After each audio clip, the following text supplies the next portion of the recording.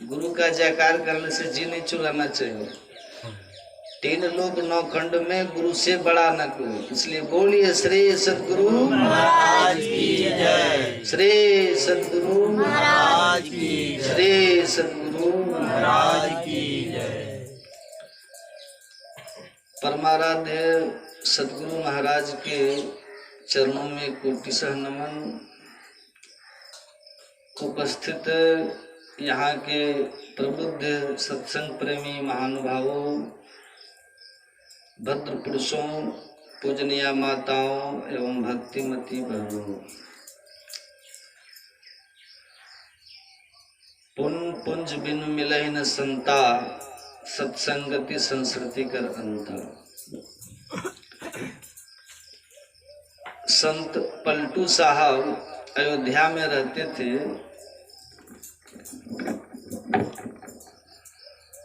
अयोध्या में रह करके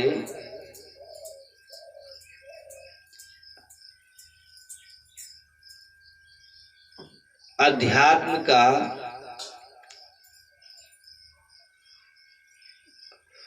सत्संग का ईश्वर भक्ति का प्रचार करते थे। अयोध्या में रहकर कौन करते थे? संत पलटू साहब। तो कर्म कांडियों ने संत पलटू साहब को जिंदा आग में जला दिया।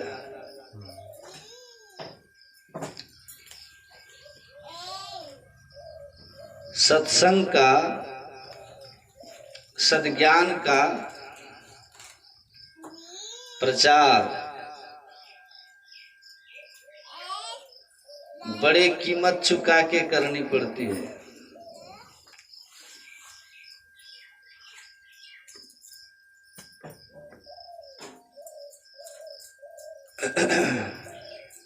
सद्ज्ञान का प्रचार बड़े कीमत चुका के करनी पड़ती है।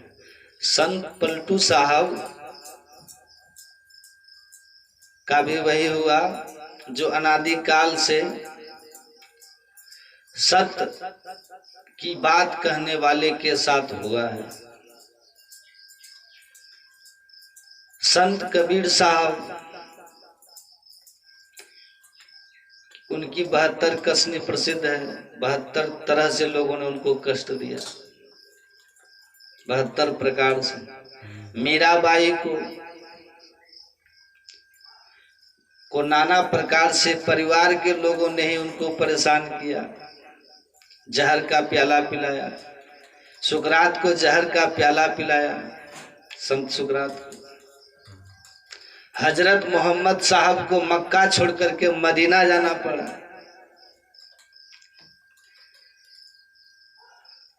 ईसाई धर्म के प्रवर्तक प्रभु ईसा मसीह को क्या किया?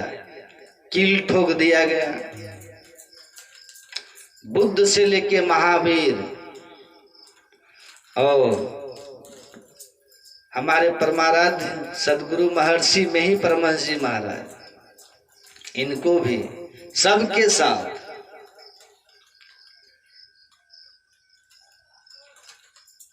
दुष्टों ने, कर्मकांडियों ने बुरा व्यवहार किया, जान से मार तक दिया या जान मारने का प्रयास किया। जो सत्य धर्म के विरोधी रहे, उन लोगों ने जान मार दिया या जान मारने का प्रयास किया। देखिए, हम लोग वोट मांगने नहीं आए हैं आपके पास, है ना।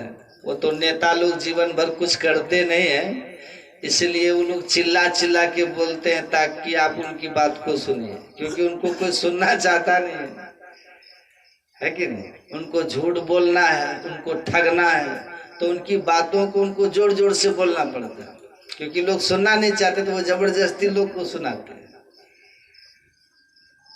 यहाँ तो आप लोग सुनने ना आए हैं, हम सुनाने आए हैं। उस ज्ञान को सुनाने आए हैं जो ज्ञान आपके कल्याण का है। और ऐसी भी कोई मेरी शर्त नहीं है कि हमको चुनाव आप जिता दीजिएगा तो हम आपके लिए ऐसा वैसा कुछ करेंगे, ये तो नगद सौदा है ना। मज्जन फल देखिए तत्काला, काक वहीं पिक बको मराला। ये तो बिल्कुल नगद सौदा है, तत्काल फल देगा। दे सद्य फल प्रकट प्रभाव हो। सत्संग करने से तत्काल फल देता है, और इसके एक नहीं हजारों लाखों उदाहरण हैं। हंस कहते हैं ना, बगुला हंस हो जाता है और कौआ कोयल बन जाता है। कैसे? मतलब कटुवादी सत्संग में आने से मधुरभाषी हो जाता है, और हिंसक जो होते हैं, मांस मछली खाने वाले, लड़ाई झगड़ा की प्रवृत्ति करने वाले, मांसाहार की प्रवृत्ति वाले, वो इस सत्संग में आते हैं तो विनयी और शाकाहारी हो जाते हैं। समझ रहे हैं बात? ये इस सत्संग का प्रभाव है। इसलिए शांति से सुनना है, हल्ला उल्ला नहीं करना है। ये संसार में जिस ज्ञान को आप अभी आज बैठ करके बड़े शांति और आराम से सुनते हैं ना, और सामने आकर के कोई हमको विरोध नहीं करता, आपको नहीं करता, न हमें कोई हमसे माइक छीनता है, न आपको कोई कुछ कहता है। कहता है? नहीं कहता है। पर ऐसा सब दिन नहीं था। गुरु महाराज ने भी इस ज्ञान को जन जन तक पहुंचाने के लिए बहुत अपमान सहे, बहुत अपमान सहा। इनको भी जान मार देने के लिए कई प्रयास हुए जो इनके जीवनी में वर्णित है। समझे? इसलिए साधारण मत समझिए। इसीलिए कि संत ऐसा क्यों किए? जिनका अपना कल्याण हो गया, जिनका अपना कल्याण हो गया, वो ऐसा क्यों किए? जिन्होंने जन्म मरण के चक्र को समाप्त कर लिया, जिन्होंने मुक्ति पाली, जिनको अब जन्म लेने का कोई कारण नहीं था, जिनका संसार के प्रति अब कोई कर्म शेष नहीं था, उन लोगों ने क्या किया? इतना कष्ट उठा करके हम लोगों के लिए सदुपदेश दिया, जिंदा जल गए। पलटू साहब ने बड़ी सुंदर बात कही है। लोगों ने उनको जला दिया, लेकिन आप किसी आदमी को जला सकते हैं। कल मैं कह रहा था ना, विचार को नहीं जला सकते, विचार मरता नहीं। ईसा मसीह को क्रोस पे लटका दिया गया, पर आज आधी दुनिया ईसाई है जो उन्हीं के विचार को पकड़ लिया है, विचारों को, है कि नहीं? बोलिए ना। जो भी दुनिया में सही विचार है ना, वो मरता नहीं है। संत सुकरात सद्ज्ञान का उपदेशक थे, यूनान में हुए थे, और उनके समय इस तरह का प्रचार होता था कि आपने पाप जिस ढंग का किया है, जैसा बड़ा छोटा पाप किया है, उस पाप से मुक्ति के लिए उस समय के जो उस धर्म, यहूदी धर्म में जो पुरोहित वर्ग होते थे ना, पुजारी वर्ग होते थे, प्रत्येक धर्म में होता है ना। हम लोग पुरोहित कहते हैं, कोई उनको मौलवी कहता है, कोई उनको पादरी कहता है, कोई प्राइस्ट कहता है ना। तो उस समय उस धर्म में जो पुरोहित वर्ग था, पुजारी वर्ग था, सुनिए ध्यान से, उनके नियम थे कि आपने अगर किसी की संपत्ति, किसी की जमीन हड़प ली, तो जमीन की कीमत जितना होता है उसका 10वां भाग अगर आप जाकर के उनके धर्म स्थान में दान कर देते हैं, तो उससे आपके बेईमानी वाला पाप कट जाएगा। पैसे से पाप काट दिए जाते थे। आपने किसी की हत्या कर दी है, उस हत्या के पाप से बचना है तो एक निश्चित राशि ले जा करके अपने पुरोहित जी को दान कर दीजिए। ये यहूदियों में उस समय प्रचलित था। और संत सुकरात ने क्या किया? जब प्रकट हुए वो, जब उनका यूनान में प्रभाव बढ़ा, तो उन्होंने क्या किया? इन सब बातों का जोरदार खंडन किया और उन्होंने कहा कि पैसे से पाप की मुक्ति नहीं होती। पैसे से अगर पाप नाश हो तो सारे स्वर्ग पर तो अमीरों का राज हो जाएगा, अधिकार हो जाएगा। होगा कि नहीं? पाप के नाश का कोई प्रायश्चित इस तरह का नहीं है। ये सब ढोंग और पाखंड है। धर्म के नाम पर दान लेकर, पाप शोधन के नाम पर दान लेकर लोग क्या करते हैं? अपने जीवन में सुख सुविधा भोग रहे हैं। समझिए बात। और बहुत तरह से संत सुकरात ने आध्यात्मिक बातों का प्रचार किया। कहा परोपकार करो, ध्यान करो, ज्ञान, इन सब चीजों से मुक्ति होती है, पाप नाश होता है। धर्म ग्रंथों में भी लिखा है ना कि पाप से मुक्ति के अन्य उपाय नहीं है, केवल सिवाय ध्यान और सत्संग के। जन्मार्जितानि पापानि नाशमायन्ति यस्वे सत्संगतिर्भवे तस्य नान्यथा घटते सः।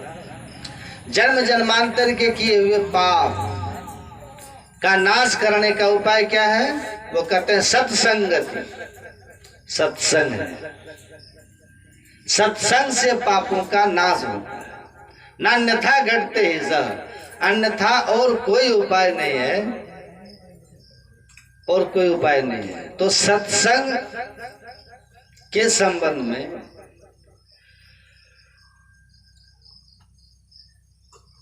संत महात्माओं ने, धर्म शास्त्रों ने भूरी भूरी प्रशंसा की है और कहा कि सत्संग को ठीक ठीक से सुनिए, ठीक ठीक से समझिए। सत्संग दो तरह का होता है। राधा स्वामी मत का ग्रंथ आप लोग जब पढ़िएगा उसमें संत चरणजीत सिंह जी का प्रवचन है। चरणजीत सिंह जी अपने राधा स्वामी मत के अखिल भारतीय सम्मेलन में अपने एक प्रवचन के क्रम में सत्संग की महिमा पर बोलते हुए उन्होंने कहा कि पूरब में संत मत के एक बहुत बड़े प्रचारक हुए महर्षि मेही परमहंस जी महाराज। राधा स्वामी मत के आचार्य जो थे, जो व्यास में थे, वो कहते हैं कि पूरब में संत मत के एक बहुत बड़े प्रचारक हुए महर्षि मेही परमहंस जी महाराज। उन्होंने सत्संग की जैसी पूर्ण व्याख्या, संपूर्ण व्याख्या दो शब्दों में की है, दो पंक्तियों में की है, ऐसी दुर्लभ व्याख्या किसी भी संत के वाणी में सुनने को नहीं मिलता, पढ़ने को भी नहीं मिलता। दो पंक्तियों में जैसी पूर्ण व्याख्या महर्षि मेही ने की। और वो कहते हैं नित्य सत्संगति करो बनाई। गुरु महाराज की वाणी को उन्होंने कोट किया है कि नित्य सत्संगति करो बनाई, अंतर बाहर द्वै विधि भाई, धर्म कथा बाहर सत्संगा, अंतर सत्संग ध्यान अभंगा। कहते ये अंतर और बाहर बैठ करके सत्संग को सुनना, ये बाहरी सत्संग सुनी समझे जन्मुदित मन मज्जहि अति अनुराग, बैठ करके श्रद्धा और प्रेम से सत्संग के वचन को सुनना, ये बाहर का सत्संग है। और सत्संग में जो बताया जाता है पापों से मुक्ति, आत्मदर्शन, ईश्वर की प्राप्ति, वो ध्यान करना, वो ध्यान साधना आंतरिक सत्संग है, जिससे जीव का पीप से मिलन होता, माया के आवरणों का अंत करके। तो इस तरह की पूर्ण व्याख्या वही धर्म ग्रंथ कहता है कि बिना अंतर बाहर के सत्संग किए पापों का नाश करने का कोई उपाय है ही नहीं। चाहे आप कहीं भी चले जाइए, कुरुते गंगा सागर गमनम व्रत परिपालन मथवा दानम ज्ञान विहीन सर्वमते न मुक्तिम भजति न जन्म सत्य। चाहे मथुरा जाइए, प्रयाग जाइए, काशी जाइए, कहीं चले जाइए, हरिद्वार चले जाइए, कहीं चले जाइए, पाप का नाश नहीं होने वाला है। ध्यान करने से होगा, ज्ञान से होगा। तो मुक्ति, पाप नाश और ईश्वर का दर्शन दुनिया के किसी तीर्थ में जाकर के डुबकी लगा करके नहीं होता। पाप नहीं धुलते, है ना। ऐसा मानना केवल भ्रम मात्र है। केवल भ्रम मात्र है, केवल अज्ञानता का प्रदर्शन है। सुन रहे थे ना कल भीष्म जी का प्रसंग, गंगा के पुत्र थे, कहाँ पाप नाज हुआ, बातचीत भी करते थे, फिर भी उनका पाप खत्म हुआ। तो गंगा में नाच से पाप खत्म होता है। तो सुकरात भी इन बातों को कहते थे। कबीर साहब कहते लोकामती का भोरा रे, जो काशी तन तजे कबीरा, राम ही कौन निहोरा रे।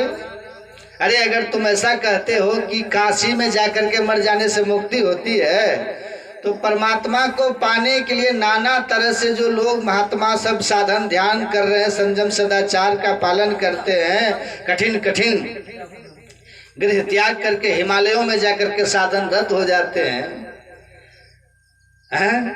अगर मुक्ति इतनी सरल थी कि काशी में मरो और मोक्ष हो जाए, तो फिर इतने सारे भजन ध्यान की बातें वेदों पुराणों में संतों की वाणियों में देने का क्या मतलब था। कहते इतना सहज नहीं है, ये सब भ्रम है। काशी में रहने वाले जो पुजारी हैं, पंडे लोग, उनके केवल रोजगार मात्र है, उनसे उनको लाभ होता है, आपको कोई लाभ होने वाला नहीं। उन्होंने कहा राम भगति में जाको हित चित, ताको अचरज कहा, गुरु प्रताप साधु की संगति, जग जीते जात जुलाहा। गुरु की कृपा से और सत्संग साधु के संग से इस संसार को जीत करके, कबीर साहब कह रहे हैं, अर्थात जन्म मरण के चक्र को समाप्त करके कबीर जा रहे हैं। गुरु की कृपा और सत्संग के प्रभाव से अंतर बाहर सत्संग करके कहे कबीर सुनो हो संतो, भरम परो जनी कोई, जस काशी तस मगहा उसर हृदय राम जी। कहते हैं मूल बात यही है कि आपके हृदय में राम है कि काम है। अगर काम है, संसार की वासना है, तो वास सुरति ले आवे देहावसान समय, चित्ते यदि यदि विभावित तत्देव भवे जीव देव जन्म कारणम।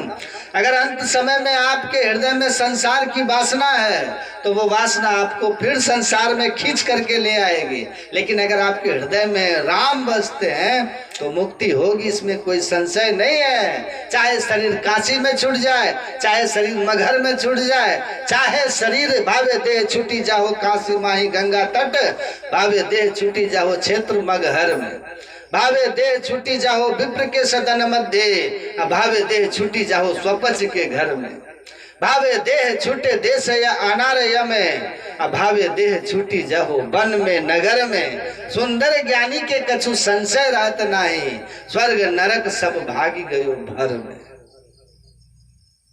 कहते हैं काशी में मर जाओ या मगहर में मर जाओ, चाहे किसी ब्राह्मण के घर में या किसी चंडाल के घर में, चाहे वन में मरो या नगर में शरीर का त्याग करो।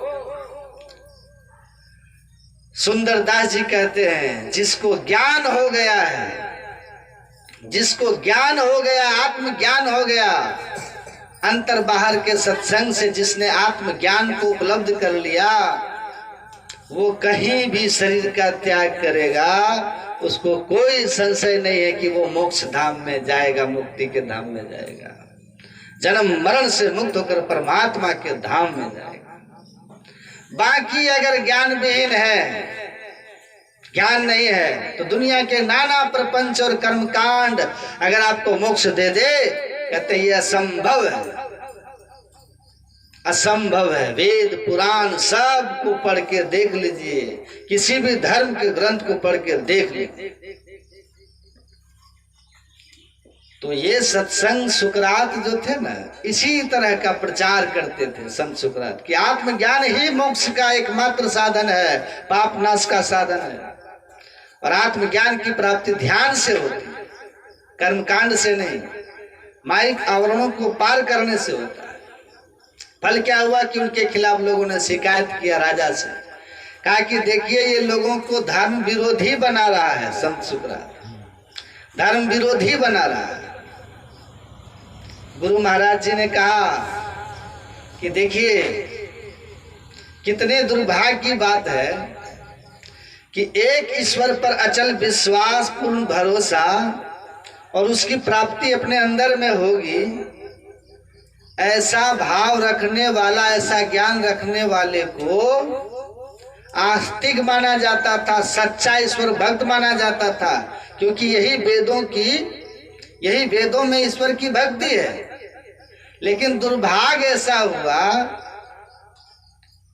कि जो एक ईश्वर को मान करके उसकी प्राप्ति के लिए अंतर साधन कर रहा है और बहुदेव उपासी नहीं है, अनेक देवी देवताओं का पूजन नहीं करता है। लोग अनेक देवी देवताओं को पूजने वालों को वेद में नास्तिक की ही संज्ञा दी गई है, अर्ध नास्तिक है वो, जो एक ईश्वर को छोड़ करके अनेक देवी देवताओं की उपासना पूजा करता है, वो नास्तिक है। भगवान कृष्ण ने भी गीता में साफ साफ कहा, भूत को पूजने वाला भूतों को प्राप्त होता है, अनेक देवी देवताओं को पूजने वाला देवलोकों को प्राप्त होता है, लेकिन मुझे पूजने वाला मुझको प्राप्त होता है, भगवान कृष्ण कहते हैं। और जो मुझको प्राप्त होता है वो फिर दुख में संसार में नहीं आता। लेकिन जो देवी देवताओं की पूजा करता है वो देवताओं के लोग स्वर्ग में जाता है, लेकिन तेतम भुक्त्वा स्वर्गलोकम विशालम क्षीणे पुण्य मर्दलोके विसंति, फिर उसको पुनर्जन्म लेना पड़ता है, इसी संसार में उसको आना पड़ता है, दुख का चक्र नहीं छोड़ता है, जन्म मरण खत्म नहीं होता, 84 के चक्र से मुक्त नहीं हो पाता। तो गुरु महाराज कहते थे कितना दुर्भाग्य है कि जिस वेद में, जिस धर्म ग्रंथ ने एक ईश्वर को मान करके उस ईश्वर पर विश्वास करके उसकी प्राप्ति अपने अंदर में होगी के लिए साधना को आस्तिक और ईश्वर भक्ति का और बहुदेव उपासियों को नास्तिक का, कालांतर में चलकर क्या हुआ कि जो अनेक देवी देवताओं को पूजने लगा, लोग कहते हैं कि ये सनातन धर्मी है, कहते हैं ना, ये सनातन धर्म के उपासक है। और जो एक ईश्वर को मानने लगा, लोग उसी को कहने लगे, अरे ये लोग नास्तिक है, किसी देवी देवता को नहीं मान रहा है। देखिए किस तरह से ज्ञान को अज्ञान और अज्ञानी को ज्ञानी घोषित कर दिया है, समझिए बात। तो ये बहुत ही धर्म की इससे बहुत हानि हुई, अध्यात्म को इससे बहुत हानि हुई। ज्ञान जब अज्ञान से ढक जाएगा ना तो दिक्कत तो होगी। संत सुकरात ने जब लोगों को कहा कि धन से किसी की मुक्ति, पाप की मुक्ति नहीं होती है, कि आपने किसी के साथ बलात्कार कर दिया है, दुष्कर्म कर दिया है और उसके बदले आप मंदिर में पैसा चढ़ा दिया तो आपके पाप नाश हो गए, उस पाप से मुक्त हो गए, ऐसे प्रचार के लोग ऐसी धारणा मानते थे। संत सुकरात ने देखा कि सबको ये लोग नरक भेज देंगे और अपना तो खुद नरक जाएंगे ही, इन सबको भी नरक पहुंचवा देंगे। इसलिए संत सुकरात ने क्या किया, लोगों को इस पाखंड के खिलाफ खड़ा होकर के उन्होंने उपदेश करना प्रारंभ किया। परिणाम क्या हुआ कि लोग जाकर के राजा को कान भर दिया कि सुकरात लोगों को धर्म विरोधी बना रहा है। क्या बना रहा है? तब राजा ने संत सुकरात को कैद करवा लिया और कहा संत सुकरात से कि सुनो, तुम अपने विचार को बदल। क्या कहा? इस प्रचार को खत्म करो तुम। राजा कहता है पहले बलि प्रथा भी चलती थी, अपने यहाँ भी चलता है ना बलि प्रथा। देवता की मिट्टी के देवता को लोग, अभी हुआ होगा आपके यहाँ भी 9 दिन दुर्गा दुर्गा, अगले दिन से मुर्गा मुर्गा, नहीं है? हुआ होगा ना। 9 दिन एकदम दुर्गा माँ के बारे में ही बात करेंगे और 10वें दिन से कहाँ मुर्गा बढ़िया है खोजना शुरू करेंगे। यही पाखंड है।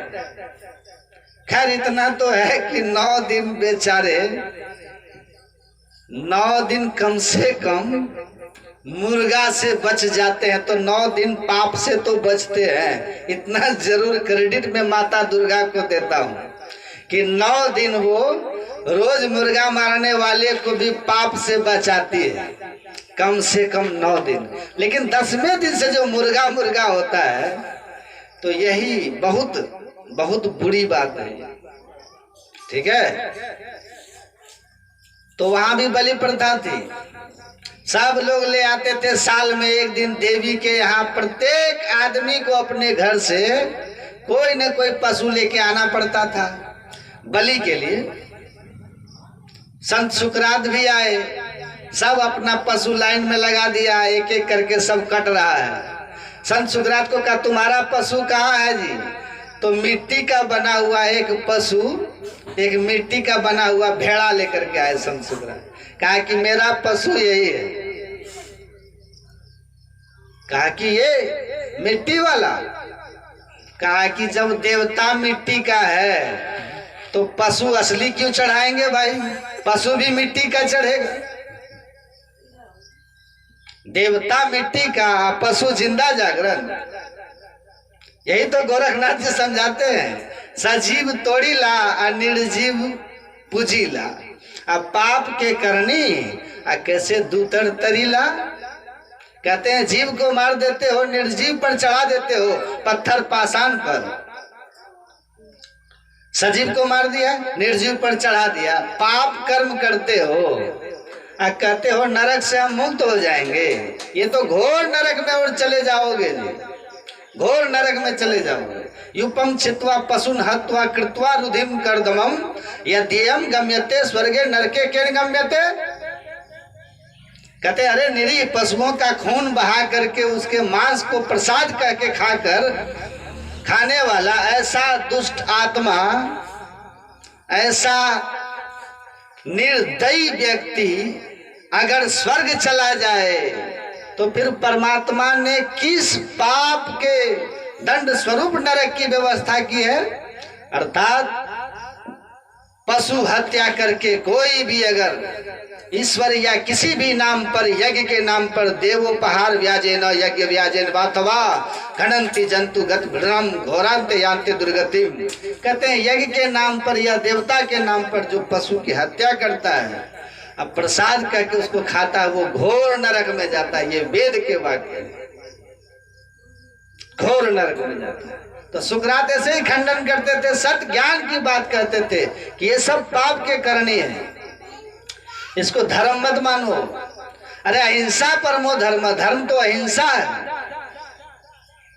दूसरे जीव की रक्षा के लिए अपने आप को जो उत्सर्ग कर दिया, वही धर्म के पथ को जाना है, वही धर्म के पथ का अनुयायी है।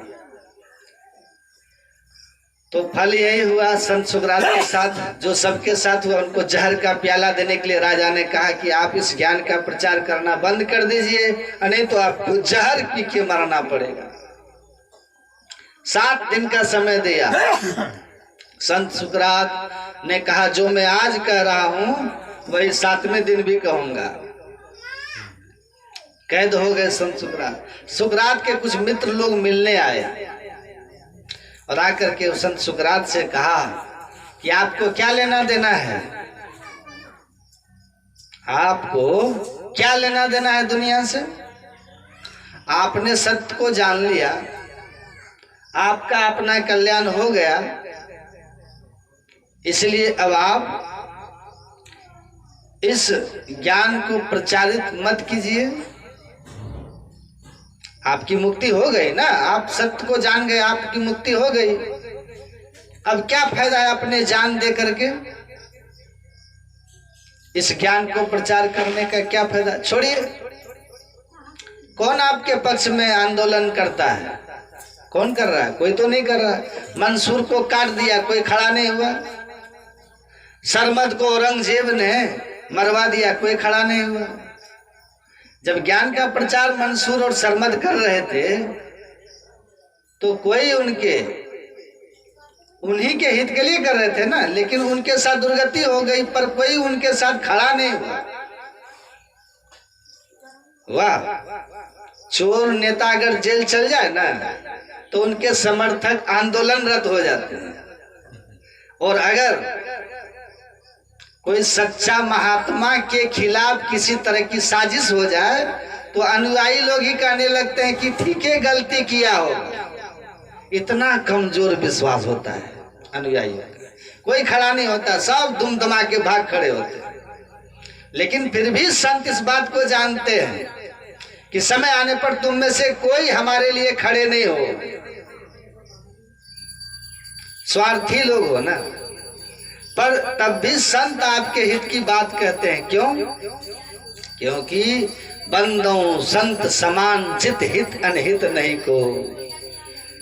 आत्मत सर्वभूतेषु, आत्मवत संपूर्ण संसार को वो अपनी आत्मा ही समझते हैं। वो बिल्कुल सब में अपने आप को ही देखते हैं। इसीलिए जब आपको अपना ही मान लिया तो अपनों के लिए दुख उठाने में किसी तरह की कोई परेशानी नहीं होती। जिससे आपको प्रेम होगा उसके लिए काम करने में आपको कष्ट उठाने में कठिनाई नहीं होती। जहां प्रेम घट जाता है वहीं वो किसी के लिए अगर रात में जगना ही पड़ जाए, प्रेम नहीं है तो आपको बड़ा बोझ लगेगा। लेकिन प्रेम अगर है, बच्चा बीमार रहता है, माँ को रात भर जगने में कोई कठिनाई होती है? पिता को कोई कठिनाई नहीं होगा, क्योंकि वो बच्चा उसका अपना है। प्रेम है ना, अपना है। जहां अपनापन खत्म हो गया वहां बहुत कठिनाई है। दूसरे के लिए कौन जगेगा, सोचता कि कहां फंस गए। तो संत आत्मवत होते हैं, संपूर्ण संसार को अपना ही समझ रहे हैं, तो उनको आपके लिए कष्ट उठाने में कोई कठिनाई नहीं होती। वो जानते हैं आगे चल के ये संतान नालायक भी हो सकता है और हमारे दो के चक्कर में हमको काशी मथुरा हरिद्वार भी भेज सकता है। फिर भी माँ बाप अपना समझ के बच्चों को पालते हैं कि नहीं? हैं? बोलिए ना। तो संत सुकरात को लोगों ने कहा कि जिनके लिए आप धर्म प्रचार कर रहे थे, जिनको पाखंडियों से आप मोह मुक्ति दिला रहे थे, जिन लोगों को ज्ञान का दर्शन करा रहे थे, उनमें से कौन आपके लिए राजा के आदेश के और उन पाखंडियों धर्म विरोधियों के खिलाफ कौन खड़ा है? उन आडंबर वालों के खिलाफ कौन आंदोलन कर रहा है? क्या फायदा हुआ आपको? छोड़ दीजिए, आप कह दीजिए कि ठीक है, जो हो रहा है सब सही है, आपका अपना कल्याण हो ही गया है, चले जाएंगे आप। संत सुकरात ने कहा आप हमारे हित की बात कहते हैं, हम आपकी बातों से सहमत हो जाएंगे, लेकिन ये बताइए कि क्या मैं अगर ज्ञान प्रचार को बंद करके और कह दूं कि ठीक है, इस तरह धन के बल पर पाप से मुक्ति हो जाती है, मैं अगर कह दूं जीव हत्या करके देवताओं के नाम पर स्वर्ग मिल जाता है, मैं इन बातों का समर्थन कर दूं, तो राजा मुझे तो छोड़ देंगे और मैं मरने से बच जाऊंगा। तो कहा कि हाँ। तो कहा कि फिर तब हम कभी नहीं ना मरेंगे, फिर तो हमारी कभी मृत्यु नहीं ना होगी। तो कहा कि महाराज ये कैसे संभव है, ये कैसे संभव है, एक दिन तो मरना ही ना होगा। तो संत सुकरात ने कहा कि जब एक दिन मरना ही है तो फिर अधर्म के लिए और असत्य के लिए क्यों मरूं? सत्य और धर्म के लिए क्यों नहीं शरीर का त्याग करूं? मरना तो है, जहर पीकर मरना पड़े या यहाँ से बच गए तो 10 साल बाद मरना पड़े, मौत तो आएगी ना। लेकिन मौत अगर सत्य और धर्म के पथ पर चलते हो जाए तो समझ जाइए कि मानव जीवन आपका सार्थक हो गया, नहीं तो व्यर्थ चला गया। तो सत्य और धर्म पर चलते हुए एक बहुत बड़ी बात उन्होंने कही, संत सुकरात ने कहा, जो बात, जो ज्ञान, जो विचार, जिस धर्म को मैं जीते जी लोगों के बीच स्थापित नहीं कर सका, मन मानस में बैठा नहीं सका, तो निसंदेह मेरी मृत्यु उस बात की लोगों के मन मानस पर बैठेगी। क्योंकि तब लोगों को ये महसूस होगा कि जहर का प्याला पीना सुकरात मंजूर कर लिया, लेकिन अपने विचार से टस से मस नहीं हुआ। इसका मतलब ये साफ है कि सुकरात के पास कोई ऐसी चीज थी, संत सुकरात में कुछ ऐसी चीज को पा लिया था जिसको पा लेने के बाद मौत का भय निकल जाता है। सुकरात के पास अवश्य ही कोई बहुत बड़ी आध्यात्मिक संपदा थी, ईश्वरीय संपदा थी, जिसने मृत्यु के सामने भी सिर झुकाने से इनकार कर दिया। तो लोग इस ज्ञान को तब मानेंगे। इसीलिए देखिएगा ना कि जब दुनिया से संत चले जाते हैं तो उनके अनुयायी बढ़ना शुरू हो गए, क्योंकि उनकी शहादत हो गई। तो संत पलटू आग में जल गए, लेकिन बड़ा सुंदर बात कहा, लगन मुहूर्त सब झूठ है, सबे बिगाड़े काम, पलटू शुभ दिन शुभ घड़ी, याद पड़े जब नाम। कहते ये लगन और मुहूर्त जो आप लोग दिखाते हैं ना, 25 लाख खर्च करके आप अपना मकान बनवाते हैं, पर मानसिक रूप से आप इतने गुलाम हैं कि 25-30 लाख खर्च करके जो मकान बनवाए हैं, उस मकान में आप अपनी मर्जी से घुस नहीं सकते, जब तक कि कोई आकर के देख करके कहेगा नहीं कि शुभ दिन कौन है। घुस जाइएगा? नहीं घुसता है?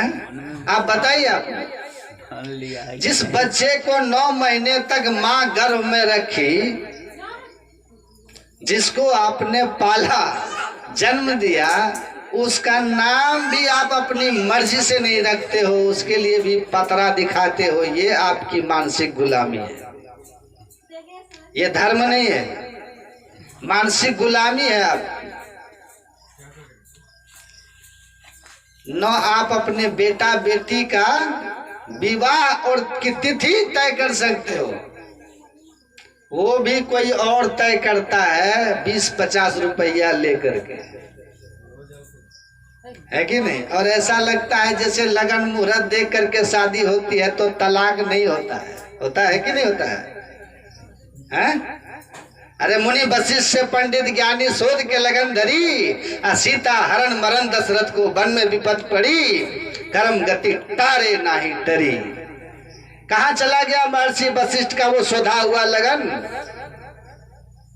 वो मुहूर्त जब कहा कि कल ही राम का राज्याभिषेक करा दो, इससे उत्तम लगन राज्याभिषेक का अभी तक नहीं हुआ। इस युग का सबसे सुंदर ये मुहूर्त है महाराज, राज्याभिषेक के लिए युवराज पद पर। और तत्क्षण उन्होंने निर्णय किया कि कल राम का राज्याभिषेक होगा, लेकिन समय मनाही कब होए हैं काली, बिघन मनाही देव कुचाली, ताही न सुहाई अवध बधावा, चोर ही चांदनी रात न भावा। लेकिन क्या हो गया? ये शोधा हुआ लगन और मुहूर्त कहाँ चला गया? बताइए ना। सीता हरण मरण दशरथ को, भगवान राम को राज्य के जगह वन हो गया, और महाराज दशरथ का प्राणांत हो गया। जो सबसे शुभ दिन था वो सबसे बुरा दिन में उनके लिए, तो दशरथ के लिए तो बुरा दिन हो गया। पलटू साहब कहते हैं याद रखिए लगन मुहूर्त सब झूठ है, सभे बिगाड़े काम, पलटू शुभ दिन शुभ घड़ी, याद पड़े जब नाम। यही शुभ दिन यही शुभ घड़ी है, समझे? शुभ दिन और शुभ घड़ी यही है। आपको पता है गुरु महाराज जा रहे थे ना, कलकत्ता से जालंधर सत्संग करने जा रहे थे। ट्रेन में बैठ करके, सब सुने होंगे, ट्रेन में टिकट बना हुआ था। गुरु महाराज ने पूछा कब की यात्रा है? कहा कि परसों की। गुरु महाराज ने कहा परसों की यात्रा ठीक नहीं है, परसों की यात्रा ठीक नहीं है। वो कोई पोथी पत्रा देख के नहीं बोले थे, अंतर प्रज्ञा से बोले थे। जान ही 3 काल कर ज्ञाना करतल में अमलख समाना, भूत भविष्य वर्तमान तीनों जिनके सामने प्रत्यक्ष हो गया हो वही संत होते हैं। लेकिन बहुत निवेदन हुआ कि हुजूर चला जाए, फिर टिकट नहीं मिल पाएगा, सत्संग का प्रचार हो गया है, नहीं जाने से बहुत मुश्किल हो जाएगी। तो गुरु महाराज जी ने कहा, पूज्य संत सेवी बाबा ने कहा, हुजूर आप जब साथ में हैं तो सब दिन शुभ हो जाएगा, यात्रा का मुहूर्त शुभ हो जाएगा, शुभ हो जाएगा। तो हमारे गुरु महाराज ने कहा ठीक है, चलो जाही स्वर चले ताही पग दीजे, एक टक्कर का लहू से ले।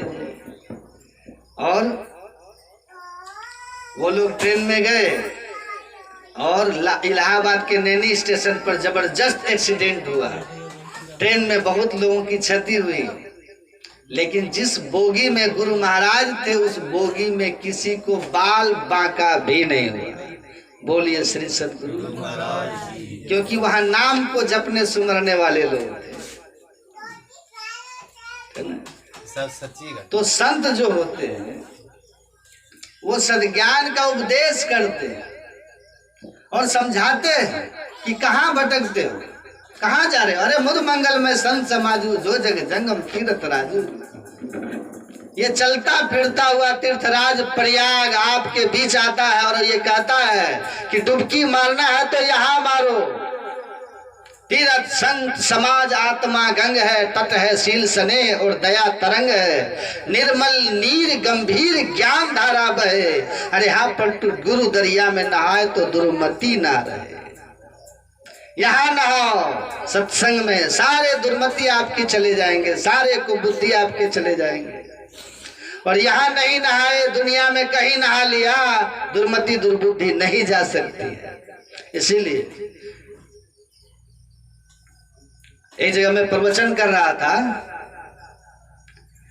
और मैं प्रवचन के क्रम में कहा कि गरुड़ पुराण में जहां पर भगवान विष्णु गरुड़ संवाद है 12वें अध्याय में, वहां पर भगवान विष्णु को गरुड़ जी ने जब पूछा कि अंधा कौन है,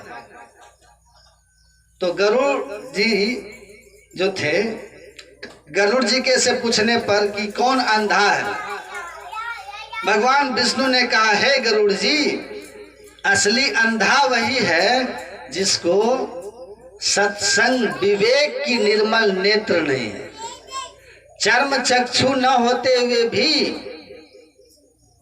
आदमी आंख वाला होता है और चर्म चक्षु रहते हुए भी लोग अंधे होते हैं। सूरदास वो ये आंख भले नहीं थी, पर सूरदास को आप अंधे नहीं कह सकते हैं, क्योंकि सूरदास को तो कण कण में समाहित ईश्वर को देखने वाली आंख दृष्टि थी। ये चर्म दृष्टि उनको नहीं थी, आत्म दृष्टि थी। आप उनको अंधे नहीं कह सकते सूरदास जी। संत होमर भी जन्मांध थे, लेकिन उनकी रचना, उनकी वाणी इतनी महान है कि दुनिया में कितने लोग उस वाणी को अनुसरण करके महान हो गए। वो भी जन्मांध थे, उनको आप अंधा कह सकते हैं क्या? सूरदास आपके सामने अंधे हैं कि आप अंधे उनके सामने? तो वो कहते हैं देखो, जिसको ये चर्म चक्षु, भगवान विष्णु कहते हैं ये चर्म चक्षु है, लेकिन जिसको सत्संग करके विवेक की चक्षु नहीं है, वही अंधा असली है। सत्संगश्च विवेकश्च निर्मलम नयनद्वयम यस्य नास्ति नरः स अंधः कस्यश्च न स्याद् मार्गः। हे गरुड़ जी, जिसको सत्संग और विवेक की निर्मल नेत्र नहीं है वो अंधा है, क्योंकि सत्संग से हीन व्यक्ति धर्म और अधर्म के भेद को नहीं जानता है। वो धर्म के नाम पर बकरे को मारता है, कोई धर्म के नाम पर किसी और को मारता है, कोई ऊंट मारता है तो कोई बकरा मारता है, कोई कुछ और मारता है। और ईसाइयों को तो देखिए ना, उनका अपना अलग कंडीशन है। वो कहते हैं सब ठीक है, सब आने दो, कोई जीव को वो लोग माफ नहीं करते। तो अधर्म अपना प्रभाव बना लिया। वो कहते हैं जो धर्म और अधर्म में भेद नहीं कर सकता, पाप पुण्य में भेद नहीं कर सकता, कर्तव्य अकर्तव्य का भेद नहीं कर सकता, क्योंकि ये सब कहाँ होता है? ये तो सत्संग में होता है। मति कीरति गति भूति भलाई जब जे जतन जहां जे पाई, सो जानव सत्संग प्रभाव लोक वेदना अनुपाओ। कहता है वेदों में और दुनिया के किसी भी धर्म ग्रंथों में ये जो सद्बुद्धि है ना, सद्विवेक है, सद्ज्ञान है, धर्म अधर्म को अंतर करने वाला जो विवेकवती बुद्धि जिसको सुमति कहते हैं, वो सत्संग को छोड़कर कहीं और से प्राप्त नहीं होता है, कहीं और से प्राप्त नहीं होता है। और जिसको सुमति आ गई उसके पास कीर्ति, धन, ऐश्वर्य, भलपन और मुक्ति सब आ जाती है, क्योंकि सबका आधार सुमति है। जहाँ सुमति तहाँ संपत्ति नाना, और जहाँ सुमति तहाँ विपत्ति निधाना। जहाँ सुमति है वहाँ संपत्ति है। अच्छी बुद्धि, विवेक, धर्माचरण, कहते हैं वहाँ कीर्ति भी आएगी, वहाँ धन ऐश्वर्य भी आएगा। तभी तो कहा ही 4 फल अचत तनु, साधु समाज प्रयाग। अर्थ, धर्म, काम और मोक्ष चारों की प्राप्ति होती है सत्संग से। सत्संग की ये महिमा। तो कहते हैं कि जिसको सत्संग जो नहीं किया उसको विवेक नहीं होगा। सत्संग विवेकहीन व्यक्ति असली अंधा वही है, क्योंकि वो धर्म के नाम पर कौन सा ऐसा पाप है जो वो नहीं करेगा। इस देव दुर्लभ मनुष्य शरीर से जिससे ईश्वर पाया जा सकता था, सदा के लिए दुखों से छूटा जा सकता था, उस देव दुर्लभ तन से नाना प्रकार के पाप कर्मों के करके वो 84 लाख जोनी और नरक में चला जाता है। तो विवेकहीन व्यक्ति, सत्संगहीन व्यक्ति ही सही अर्थ में अंधा होता है ना, वही अंधा होता है।